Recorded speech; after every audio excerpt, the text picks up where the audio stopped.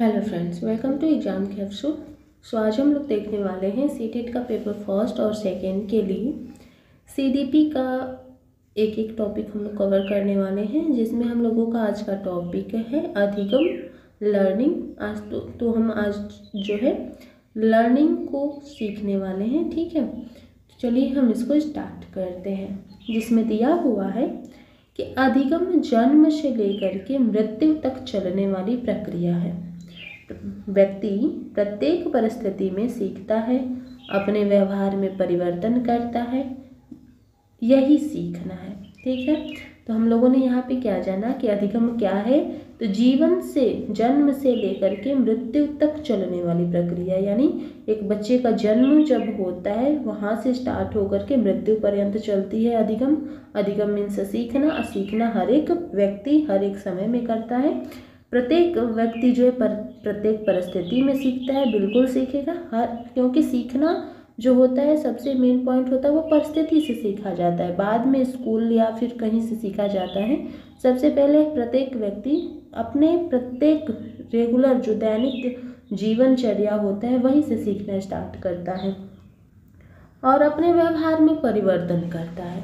तो सीखना क्या है, तो सीखना सबसे बड़ी चीज़ है कि परिवर्तन ही सीखना है। आज हमारा व्यवहार कुछ और है, कल अगर हमारा व्यवहार में थोड़ा भी इम्प्रूव होता है तो वो क्या है, सीखना है। सीखने के माध्यम से ही हमारे व्यवहार में परिवर्तन हुआ है। तो क्या कहेंगे, जो परिवर्तन होता है व्यवहार में वही जो है सीखना कहलाता है। इसलिए हम कह सकते हैं कि परिस्थिति के अनुसार अपने व्यवहार में परिवर्तन लाना ही सीखना है।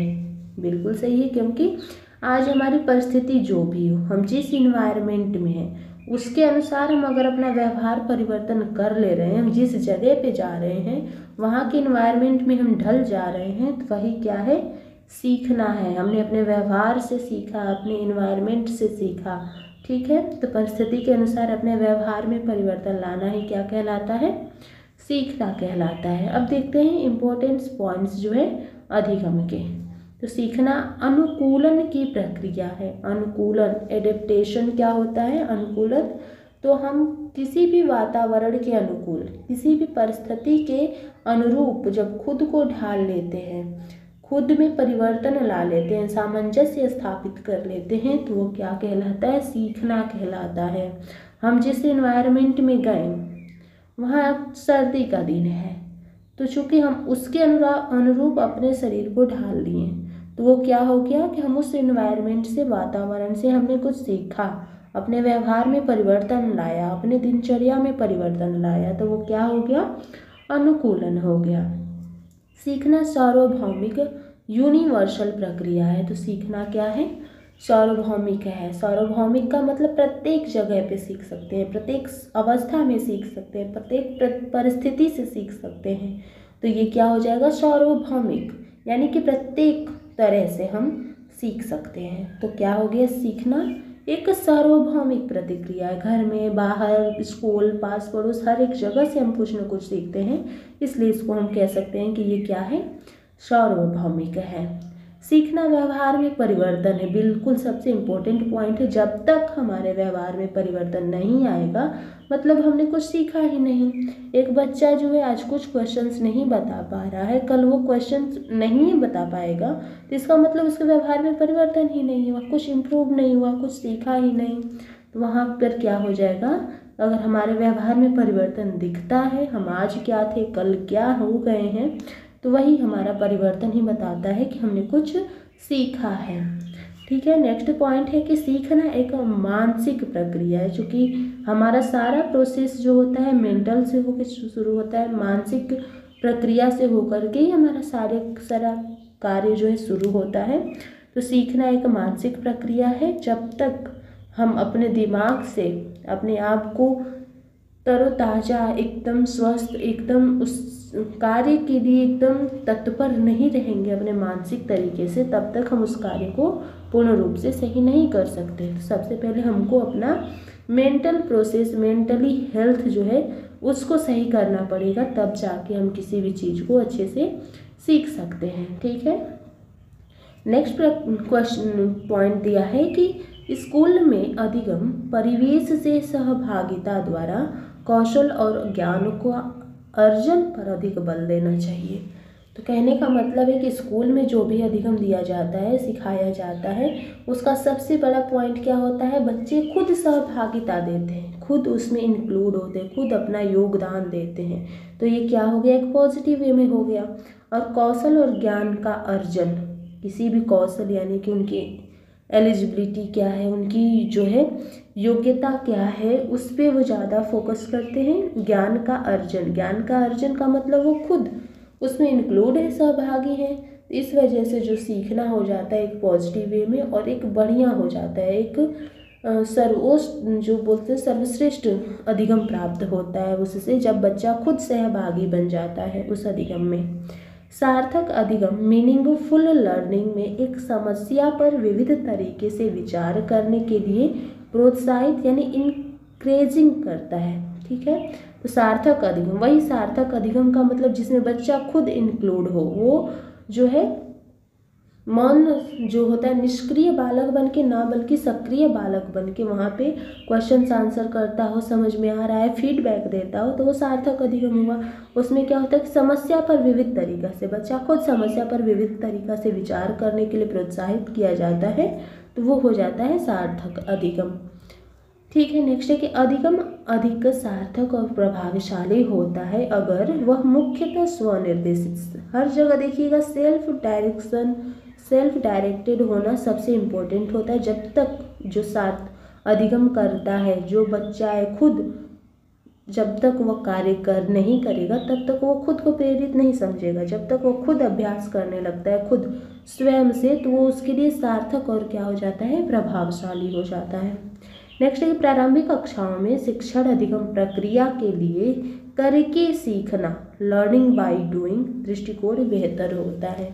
ठीक है, तो सबसे बड़ी बात क्या होती है, बच्चा के लिए प्रारंभिक कक्षा में वो खुद से करके सीखे, वही लर्निंग बाय डूइंग। जब बच्चा को एक खिलौना दिया जाता है तो वो क्या करता है, पहले तोड़ करके खुद बनाने की कोशिश करता है। वो खुद से देखना चाहता है कि है उसमें क्या मटेरियल है, कैसे बना है, क्या चीज़ है। इसका मतलब क्या है कि वो किस पे बल देता है, लर्निंग बाय डूइंग पे। ठीक है, नेक्स्ट है कि अधिगम के लिए विद्यालय के सामाजिक अवसरों में भागीदारी भी महत्वपूर्ण है। क्या हम किसी भी बच्चे को सिर्फ क्लासरूम में बिठा करके उसको सभी तरह के ज्ञान दे सकते हैं, नहीं दे सकते। एक विद्यालय में बच्चे को सहभागी बनाना, सामाजिक तत्वों को भी सिखाना पड़ता है, और सामाजिक तत्व सामाजिक अवसर के माध्यम से ही सिखाया जाता है। जब तक कोई स्कूल में महोत्सव, कोई कंपटीशन, कोई प्रतियोगिता न होगा, उसको सहभागिता सामाजिक तत्व के बारे में पता नहीं चलेगा, सिर्फ उसको पढ़ना और एग्जाम देना पता रहेगा।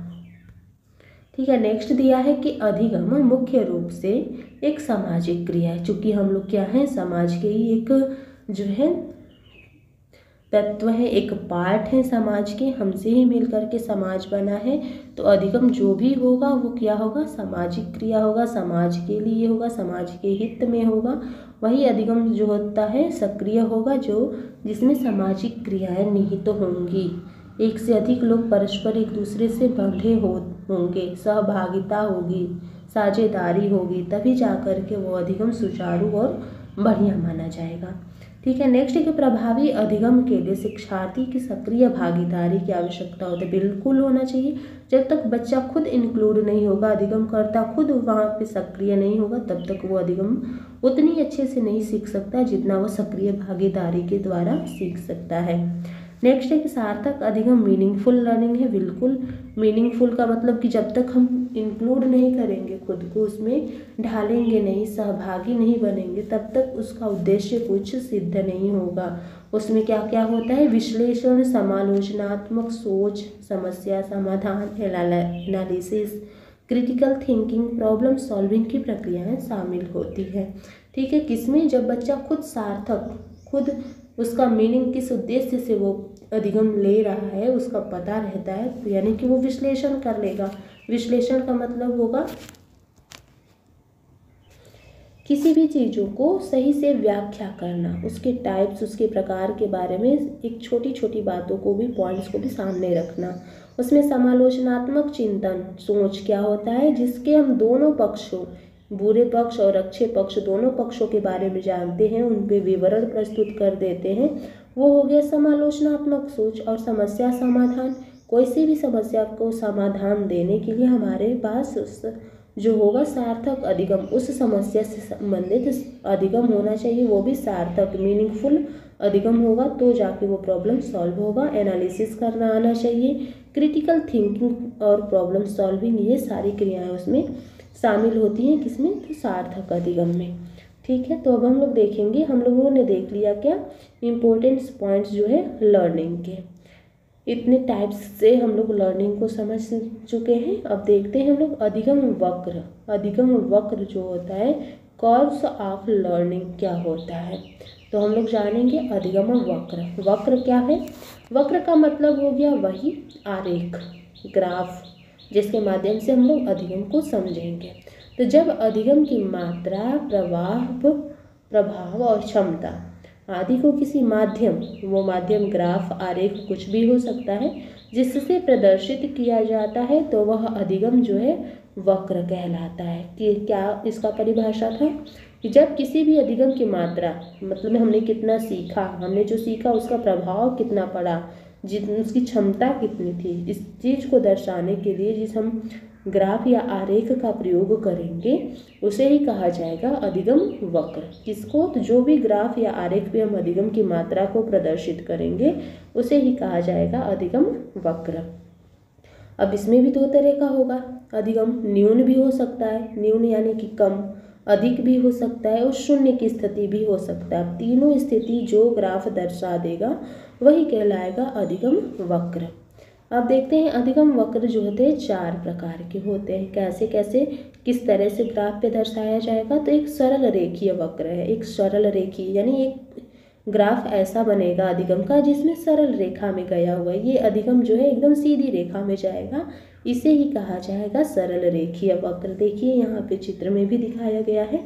इसमें क्या है देखिएगा कि इसमें सीखने की गति एक समान होती है। समझ गए होंगे कि सरल रेखीय वक्र क्या कहलाएगा, एक गति, बच्चा जो है एकदम सरल रेखा में सीख रहा, ना उसमें जो अधिगम है उसमें कमी आ रही है, ना ही बहुत ज़्यादा अधिकता आ रही है, वो समान चाल से आगे बढ़ते जा रहा है, तो वो क्या हो गया सरल रेखीय वक्र। और वक्र यानी कि यही जो आरेख पर हम लोगों ने दर्शा दिया, यही क्या है वक्र है। और अधिगम यानी कि वो सीधा एक समान रेखा, एक समान गति से सीखता जा रहा है, तो वो हो गया सरल रेखीय वक्र। दूसरा देखिएगा लिखा है कि उन्नतोदर वक्र।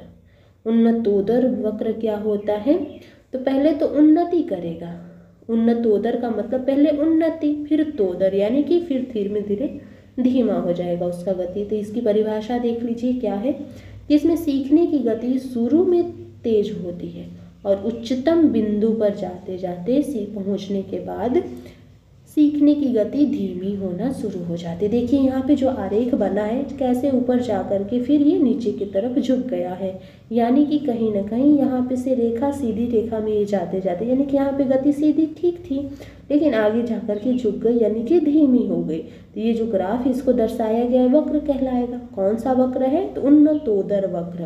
पहले तो उन्नति ठीक थी लेकिन बाद में धीमी हो गई, इसलिए इसको क्या कहेंगे, उन्नतोदर वक्र। ठीक है, समझ में आया होगा। नेक्स्ट देखते हैं, दिया हुआ है कि नतोदर अधिगम वक्र क्या होता है। नतोदर, नतोदर का पहले मतलब क्या हो गया, उन्नतोदर का पहले उन्नति होता था लेकिन नतोदर में पहले गति धीमा होगा, लेकिन बड़ा होते होते अधिगम उसका सही रास्ता पकड़ लिया, तो यानी कि ऊपर जाके ठीक हो गया। वही आरेख के माध्यम से यहाँ पे देखिएगा दिया हुआ है कि इसमें शुरू में सीखने की गति धीमी हो जाती है, धीमी दिख रही है, धीमी हो जाती है और बाद में सीखने की गति तेज हो जाती है। यानी बच्चा बड़ा होता है, उसको अपना उद्देश्य पता चलता है, पहले खेलने कूदने में व्यस्त रहता है, तो बड़ा होते होते उसको गति तेज होना शुरू हो जाती है, तो वह उच्चतम स्तर की ओर बढ़ने लगती है, यानी वो ऊपर की ओर जाने लगी है। तो ये क्या हो गया, उच्चतम स्तर की ओर बढ़ने लगती है, तो उसको क्या कहेंगे, नतोदर वक्र। पहले गति क्या होगा, धीमी होगा, बाद में तेज हो जाएगा। नेक्स्ट है मिश्रित अधिगम वक्र। इसमें क्या होता है मिश्रित अधिगम वक्र में, तो इसमें शुरू में अधिगम की गति तेज या धीमी और अंत में भी इसकी गति जो होती है अधिगम की तेज या धीमी दोनों तरफ होती है, यानी कि शुरू में भी कम तेज या धीमी और बाद में भी कम या धीमी तेज हो जाएगी, तो वो क्या कहलाएगा मिश्रित वक्र अधिगम वक्र कहलाएगा। यह वक्र वक्रो उन्नतोदर और नतोदर दोनों का मिला जुला रूप होता है दोनों का, इसलिए हम इसको कह सकते हैं क्या है मिश्रित अधिगम वक्र को दर्शाता है। ये जो आरेख है ग्राफ है। अब हम लोग जानेंगे अधिगम में पठार क्या होता है। पठार का मतलब होता है प्लेटू। प्लेटू का मतलब जानते हैं कि जहाँ पे यह आ जाता है वो रास्ता को ये बाधित कर देता है, रोक देता है, वही पठार है। लेकिन अधिगम में पठार आ गया यानी कि कहीं ना कहीं अधिगम में भी ये रुकावट पैदा करेगा, तो उसी को जानेंगे। दिया है कि इसमें सीखने की गति रुक जाती है। अब आपका अधिगम ऐसे हो रहा है लेकिन यहाँ पे आ गया पठार, तो यहाँ से आगे जो बढ़ेगा नहीं, अधिगम यहाँ नहीं जाएगा, यानी यहीं पे ये रुक गया। यानी उसमें न तो उन्नति होती है ना ही अवनति होती है, तो पठार यही इसी को कहा जाता है अधिगम का पठार, यानी इसकी गति क्या हो गई जीरो हो गई। अब यहाँ तक ये पहुँचा हुआ है, यहाँ से अब 12th तक पढ़ा हुआ है, तो 12th के बाद 9th में नहीं आएगा, लेकिन ये यहीं पे रुका हुआ है। लेकिन यहाँ पे इसका पढ़ाई किसी कारणवश रुक गया तो ये आगे भी नहीं पहुँच रहा, यानी यहाँ पे ये जीरो हो गया। तो इसे ही क्या कहा जाएगा अधिगम में पठार आ गया, अधिगम में रुकावट आ गई। ठीक है, अब हम देखते हैं शिक्षण के स्तर। शिक्षण के स्तर जो होता है लेवल ऑफ टीचिंग्स कितने होते हैं, तो इनको मुख्यतः 3 स्तरों में बांटा गया है। किसको शिक्षण के स्तर को। ठीक है, कौन कौन से स्तर, स्मृति स्तर, समझ स्तर और एक होता है चिंतन स्तर।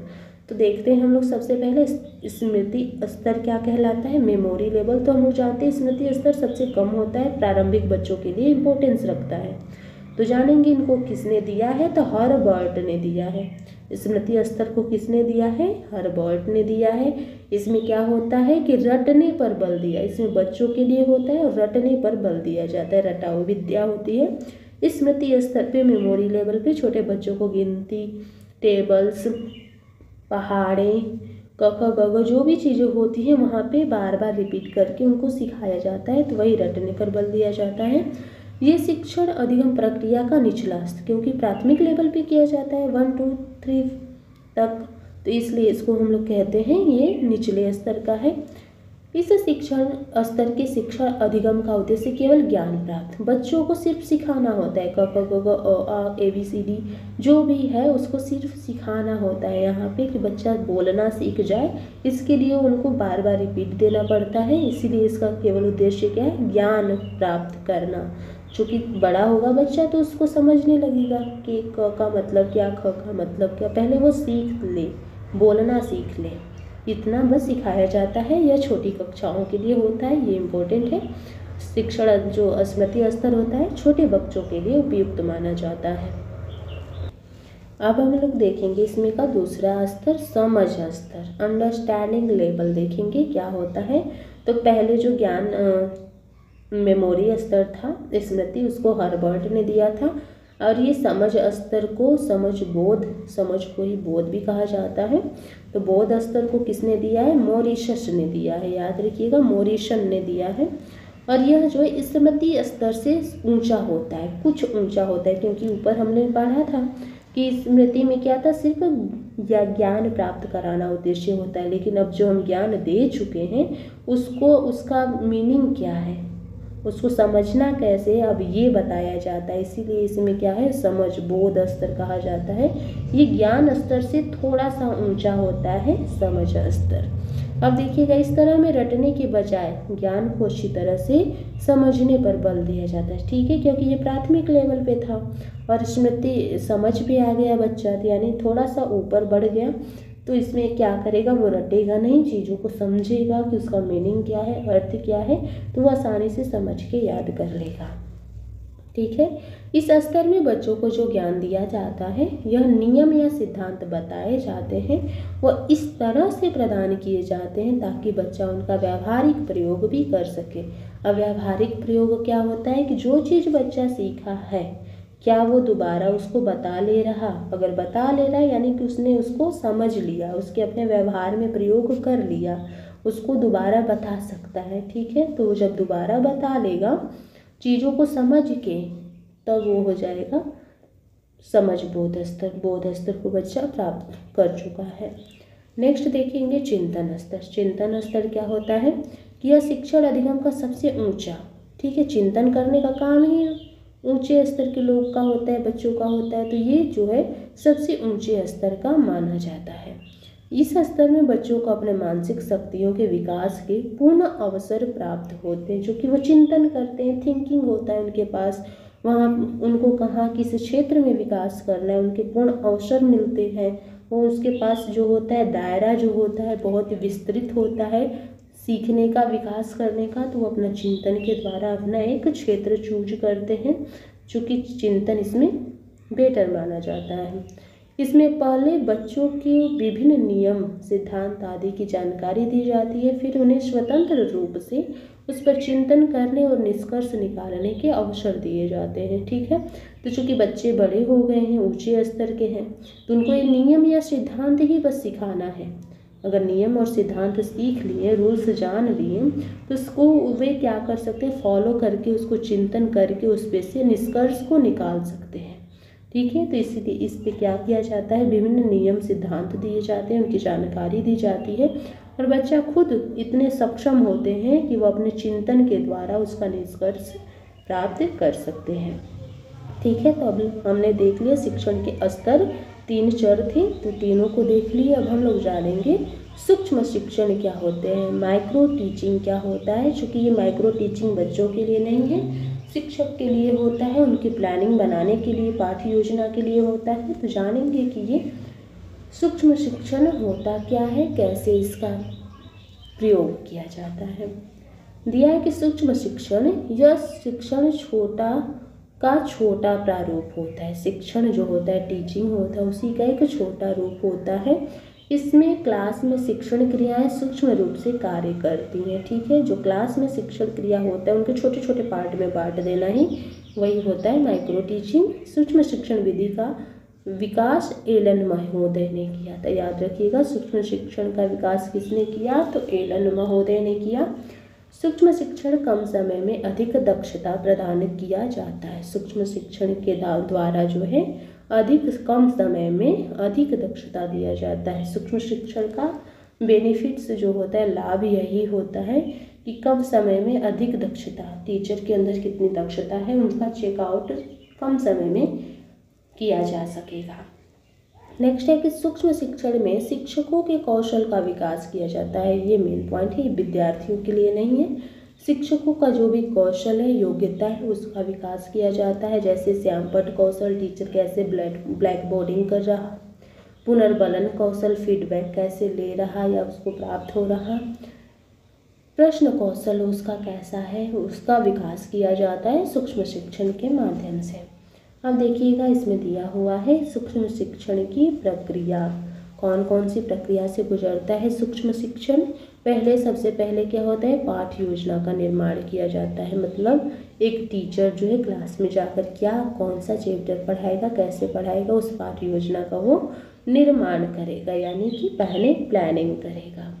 कक्षा शिक्षण, पाठ्य योजना बनाने के बाद टीचर क्लास में आकर पढ़ाएगा। शिक्षण करवाने के लिए 6 मिनट का समय उसको दिया जाएगा। ठीक है, तो वो हो जाएगा कक्षा शिक्षण। किसके बाद होगा, ये सीटेट का एकदम इसी तरह क्वेश्चंस दे देता है सीरियल नंबर से जो है करने को। सबसे पहले क्या आएगा, तो पाठ्य योजना निर्माण, उसके बाद कक्षा शिक्षण यानी कि टीचिंग आएगा, फिर जिसके लिए टीचर को कितना समय दिया जाता है, 6 मिनट का समय। फिर 3rd नंबर पे आ जाएगा प्रतिपुष्टि, यानी फीडबैक देने के लिए 6 मिनट का समय दिया जाएगा टीचर को। फीडबैक जो पढ़ाया हुआ है उसका फीडबैक उसको क्या मिल रहा, तो ये हो जाएगा। तीसरा नंबर आ जाएगा फीडबैक। पहला नंबर प्लानिंग करेगा, दूसरा में जाके टीचिंग कराएगा, तीसरा फीडबैक लेगा। चौथे नंबर पे जो फीडबैक लेगा, जो कमी प्राप्त होगा उसके लिए वो क्या करेगा, पुनः 12 मिनट लगा करके अपना नया पुनः पाठ्य योजना तैयार करेगा। ठीक है, जो कमियां निकलेंगी उससे पहले वाले से अधिक समय लेकर के वो पाठ योजना तैयार करेगा ताकि अब कमी ना निकले, कम निकले। तो उसके लिए फिर क्या करेगा, री प्लानिंग करेगा अपना चौथे नंबर पे, फिर जाकर के री टीचिंग करेगा, फिर पुनः पढ़ाएगा, फिर वो जाकर री फीडबैक लेगा, यानी पुनः फीडबैक लेगा। तो ये सर्कल याद रखिएगा, ऐसे ही क्रमबद्ध चलता रहता है।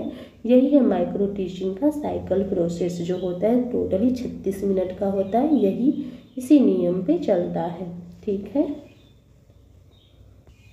अब नेक्स्ट देखते हैं हम लोगों का जो है हेडिंग से अधिगम स्थानांतरण। अभी तो हम लोग माइक्रो टीचिंग देख लिया, उसका प्रोसेस क्या था। अब देखते हैं अधिगम का स्थानांतरण।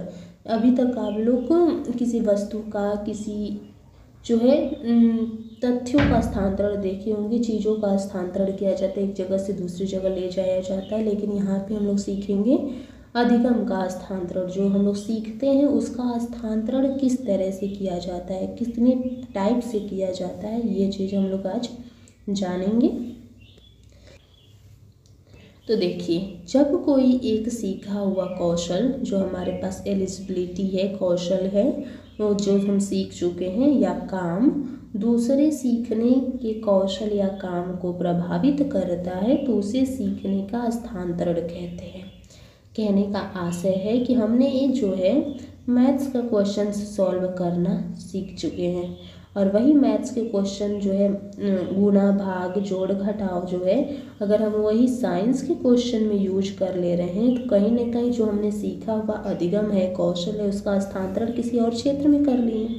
तो ये क्या हो गया, सीखने का स्थानांतरण हो गया। जैसे देखिएगा कि ट्रक चलाने में सीखा गया कौशल कार चलाने की प्रक्रिया को प्रभावित करता है। आप लोग भी जानते होंगे कि ट्रक चलाने वाला जो चलाना सीख चुका है, क्या उसको कार चलाने में जो होगा ज़्यादा प्रॉब्लम फेस करना होगा? नहीं करना होगा। कहीं ना कहीं वो चीज़ वो हैंडल कर लेगा। तो उसका जो कौशल है, अधिगम है, वो प्रभावित होगा। किससे? ट्रक चलाने से। उसको कम मेहनत करना पड़ेगा, यही प्रभाव पड़ेगा। तो हम लोग देखेंगे स्थानांतरण के प्रकार। स्थानांतरण के प्रकार देखिएगा, एक धनात्मक होता है, एक ऋणात्मक होता है, एक शून्य होता है, एक क्षैतिज होता है। तो 4 तरह के हम लोग स्थानांतरण देखने वाले हैं, जिसमें पहला है धनात्मक स्थानांतरण। धनात्मक का मतलब ही हो गया प्लस पॉइंट, प्लस का मतलब वो आगे बढ़ेगा। धनात्मक स्थानांतरण पूर्व ज्ञान, अनुभव, प्रशिक्षण, नई बातों को सिखाने में सहयोग प्रदान करता है, ठीक है। ये ऐसा स्थानांतरण है अधिगम का जो हम पीछे सीख चुके हैं, जो हमारा पूर्व ज्ञान है, पूर्व अनुभव है, वो हम जो नई सीखने वाले हैं, नए प्रशिक्षण लेने वाले हैं, नई बातों को सीखने वाले हैं, उसमें ये सहायता करेगा। किसी कार्य को करने का ज्ञान, योग्यता, अनुभव जब अन्य कार्यों को करने में सहायक होता है तो उसे धनात्मक स्थानांतरण कहते हैं, ठीक है। तो इसमें क्या होता है कि जो हमने सीखा हुआ है योग्यता, अगर उस योग्यता के माध्यम से हम कोई अन्य कार्य को भी कर ले रहे हैं तो वो क्या हो गया, प्लस पॉइंट हो गया, धनात्मक स्थानांतरण हो गया। जैसे हिंदी भाषा का ज्ञान संस्कृत भाषा सीखने में सहायता प्रदान करता है, चूँकि हम लोगों को सीटेट में हिंदी के पैडागोजी और संस्कृत के पैडागोजी भी पढ़नी होती है। तो हिंदी का अगर पैडागोजी हम लोग समझ चुके हैं तो उसके माध्यम से हम संस्कृत के पैडागोजी को भी सॉल्व कर सकते हैं। तो यही एक प्लस पॉइंट हो जाता है यहाँ पे, ठीक है। नेक्स्ट देखते हैं, दिया हुआ है ऋणात्मक अधिगम। ऋणात्मक स्थानांतरण क्या होता है, तो किसी कार्य को करने का ज्ञान या योग्यता या अनुभव जब दूसरे कार्य करने में घातक होता है तो उसे ऋणात्मक स्थानांतरण कहा जाता है। घातक यानी रुकावट पैदा करेगा, कहीं ना कहीं पहले जो हम जो चीज़ें सीख चुके हैं वो दूसरे काम में हमको रुकावट पैदा कर रहा है। जैसे कि तेज चलने का अभ्यास दिल की बीमारी की स्थिति में चिकित्सक की सहायता में बावजूद धीमे चलने में बाधक होता है। चूँकि किसी को किसी व्यक्ति को तेज चलने का आदत है, वो धीमे नहीं चल सकता, लेकिन कोई इसको बीमारी हो चुकी है जिसको में चिकित्सक ने सलाह दिया है धीमे चलने का, तो चूँकि उसको आदत है तेज चलने का, हो सकता है 2 कदम धीमे चले वो फिर अपने रफ्तार में आ जाए, तो उसके लिए वो घातक सिद्ध हो जाएगा, बाधक हो जाएगा। इसे ही कहा जाएगा ऋणात्मक स्थानांतरण। अब देखिएगा शून्य स्थानांतरण क्या होता है, तो इसमें जो पूर्व का अनुभव होता है न तो वो सहायता करता है ना ही बाधक बनता है। तो उसको हम क्या कहेंगे, शून्य कहा जाएगा, जो सहायता न भी करे और ना ही घातक सिद्ध हो। और क्षैतिज स्थानांतरण क्या होता है कि जब किसी स्तर में अर्जित ज्ञान, अनुभव, प्रशिक्षण का उपयोग व्यक्ति के द्वारा उसी प्रकार की लगभग समान स्थिति में किए जाता है तो उसे क्षैतिज स्थानांतरण कहते हैं। यानी कि हम जो भी ज्ञान का प्रयोग, जो भी ज्ञान या अनुभव सीखे हुए हैं वो जो है उसी व्यक्ति के द्वारा, ठीक है। तो हम लोग क्या था, क्षैतिज स्थानांतरण देख रहे थे कि इसमें जो अर्जित ज्ञान, अनुभव अथवा प्रशिक्षण का उपयोग व्यक्ति के द्वारा उसी प्रकार के लगभग समान स्थिति में, ठीक है, उसी जो है द्वारा उसी प्रकार के लगभग समान स्थिति में किया जाता है तो उसे क्षैतिज स्थानांतरण कहते हैं। जैसे कि जो भी हम चीज़ सीखे हुए हैं, जैसे कि यहाँ पे दिया है कि गणित में जोड़ घटाने के प्रश्नों को हल कराने का अभ्यास उसी तरह के विज्ञान के प्रश्न में हल कराने में काम आता है। चूँकि जोड़ घटाव आपने मैथ में भी सीखा है, वही चीज़ का प्रयोग, वही जोड़ घटाव का प्रयोग जो है विज्ञान में भी कर रहे हैं। तो कहीं ना कहीं जो आपने अनुभव शिक्षण प्राप्त किया है उसका प्रयोग उसी समान स्थिति में कर रहे हैं, मैथ यहाँ भी मैथ वहाँ भी, तो इसी को कहा जाएगा क्षैतिज स्थानांतरण। न इसमें वृद्धि हुई न घटाना, ऋणात्मकता आया, ठीक है, तो इसे हम कहेंगे क्षैतिज स्थानांतरण। अब देखते हैं हम लोग नेक्स्ट पॉइंट इसमें, लर्निंग डिसएबिलिटीज देखते हैं। अधिगम अक्षमता क्या होता है? अधिगम तो हम लोग जान ही गए, जो सीखने सिखाने की प्रक्रिया होती है वही अधिगम है। उसमें जो अक्षमता, जो विकार पैदा करेगा उसे ही कहा जाएगा अधिगम अक्षमता। जो सीखने की क्षमता या योग्यता में कमी को अधिगम अक्षमता कहते हैं। यह एक चर अवस्था है, ठीक है। अब देखते हैं डिसलेक्सिया। डिसलेक्सिया जो होता है इसमें कौन सा विकार होता है? तो पढ़ने से संबंधित कठिनाई, बच्चे को पढ़ने में जो है प्रॉब्लम फेस करना होता है तो वो क्या कहलाता है? डिसलेक्सिया। इसमें बच्चे को पढ़ने संबंधित विकार उत्पन्न होता है। नेक्स्ट है डिसग्राफिया। डिसग्राफिया क्या होता है? तो इसमें लिखने संबंधित जो बच्चा है वो बी और डी दोनों में अंतर नहीं कर पाता है, ज़्यादातर हमेशा गलती करता है, तो कहा जाता है इसको डिसग्राफिया है। लिखने से संबंधित विकार उत्पन्न हो रहे हैं।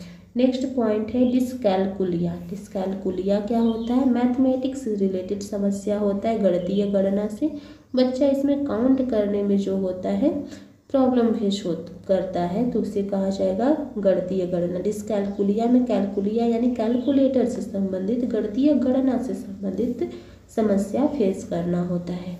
नेक्स्ट है डिसमोर्फिया। डिसमोर्फिया क्या होता है? मोर्फिया। मोर्फिया को याद रखिएगा, भ्रामक स्थिति, भ्रम वाली स्थिति होती है। जैसे मोर को मुर्गा समझना, ये बच्चों में होता है, ज़्यादातर देखा जाता है। जो बच्चे छोटे होते हैं तो वो भ्रम में रहते हैं, किसी भी चीज़ को कुछ भी बोल देते हैं, यानी डिसमोर्फिया वाली जो चीज़ें दिखती हैं। नेक्स्ट देखते हैं डिसफेसिया। डिसफेसिया क्या होता है? बोलने से संबंधित विकार उत्पन्न होता है, जैसे बच्चे का तुतलाना, ये सब जो आता है वो विकार बोलने संबंधित डिसफेसिया में आता है। नेक्स्ट है डिस्प्रेक्सिया। डिस्प्रेक्सिया क्या होता है? ये शारीरिक कौशल से संबंधित विकार होता है, जैसे कि बच्चा को खेलने में, शारीरिक गति करने में प्रॉब्लम से फेस करना होता है, उसको कहते हैं डिस्प्रेक्सिया। नेक्स्ट दिया हुआ है डिस्थीमिया। डिस्थीमिया जो होता है माइंड से रिलेटेड, थीम किस में आता है? कोई भी थीम माइंड में, यानी तनाव से संबंधित, बच्चे को तनाव वाली स्थिति होती है जिसको कहा जाता है डिस्थीमिया, ठीक है। अब हम लोग देखेंगे कि ADHD क्या होता है, जो है attention defect hyper active disorder. ये जो होता है इसका फुल फॉर्म होता है ADHD का। इसमें होता क्या है? तो इसमें बच्चा एक चीज़ पर ध्यान केंद्रित नहीं कर पाता, बहुत ही हाइपर एक्टिव हो जाता है, यानी बच्चा जो होता है चंचल, विचलित ज़्यादा रहता है, किसी एक जगह बैठा नहीं रहेगा, किसी एक चीज़ पे ध्यान केंद्रित नहीं कर पाएगा, उसे कहा जाता है ADHD। नेक्स्ट देखते हैं स्वलीनता या आत्मकेंद्रिता ऑटिज्म क्या होता है? स्वलीनता या आत्मकेंद्रिता ऑटिज्म, इसमें ये होता है क्या कि दोहराव, यानी कि रिपीटेटिव और बार बार किए जाने वाले व्यवहार यानी बिहेवियर ऑटिज्म कहलाता है। यानी बच्चा इसमें क्या करता है, अपने बातों को, अपने कार्य को बार बार रिपीट करता है। आप लोग देखे होंगे तुतलाना वगैरह जो भी होता है, एक एक शब्द को बार बार, एक बार दो बार कहते हैं, रिपीट करते हैं, वो आता है ऑटिज्म में। यह दिव्यांगता सामाजिक संचार, सोशल कम्युनिकेशन में चुनौती का कारण बनता है। चूँकि बच्चा जब डिस्टर्ब होगा, दोहराने लगेगा, बार बार अपने बिहेवियर को बार बार करेगा, कहीं ना कहीं उसको सामाजिक परस्परता बनाने में, सामाजिक उसको जो है सहभागी देने में, किसी के साथ बात व्यवहार करने में थोड़ा सा उसको प्रॉब्लम फेस करना पड़ेगा। तो वही क्या कहलाता है, स्वलीनता या ऑटिज्म। अब हम लोग देखेंगे नेक्स्ट पॉइंट कि RPWD एक्ट 2016 क्या है। तो RPWD एक्ट 1995 के स्थान पे PWD एक्ट 2016 लाया गया। याद रखिएगा, 1995 के स्थान पे 2016 PWD एक्ट लाया गया। PWD एक्ट 2016 में PWD एक्ट 1995 में मौजूद विकलांग के 7 प्रकार से 21 प्रकार कर दिया गया। यानी कि जो 1995 में था वो 7 प्रकार का था, जो 2016 में हो गया अभी 21 प्रकार का हो गया था। ठीक है, नेक्स्ट देखिए, इसमें यह सुनिश्चित कर दिया गया कि केंद्र सरकार के पास और विकलांग के प्रकार जोड़ने की भी शक्ति होगी। ठीक है, केंद्र सरकार भी अपने तरह से जोड़ सकता है, जो भी विकलांगता होगा उसमें 21 टाइप की विकलांगता को दिखाया गया है। नेक्स्ट देखते हैं, इसमें दी हुई युक्तियाँ क्या है, सुझाई गई। जीवन में सभी क्षेत्रों में समानता और गैर भेदभाव, स्कूल जाने वाले बच्चों को 5 साल में सर्वे कराना, बुक TLM आदि उपलब्ध कराना इन बच्चों के लिए। ठीक है, तो ये रहा हमारा सीटेट का जो है CDP का एक बहुत ही अच्छा इम्पोर्टेंट पॉइंट जो है टॉपिक था, जिसको हमने आज कवर किया। इसके आगे हम लोग नेक्स्ट टॉपिक कवर करने वाले हैं। सो आप प्लीज़ इस चैनल पे बने रहें और हमारे टेलीग्राम चैनल एग्जाम कैप्सूल को भी ज्वाइन करें, जहाँ पे हम सीटेट के ऑल सब्जेक्ट्स के PDF NCERT बेस जो है उपलब्ध कराते हैं। ठीक है, तो आप लोग ज़रूर ज्वाइन करें। Thanks for watching.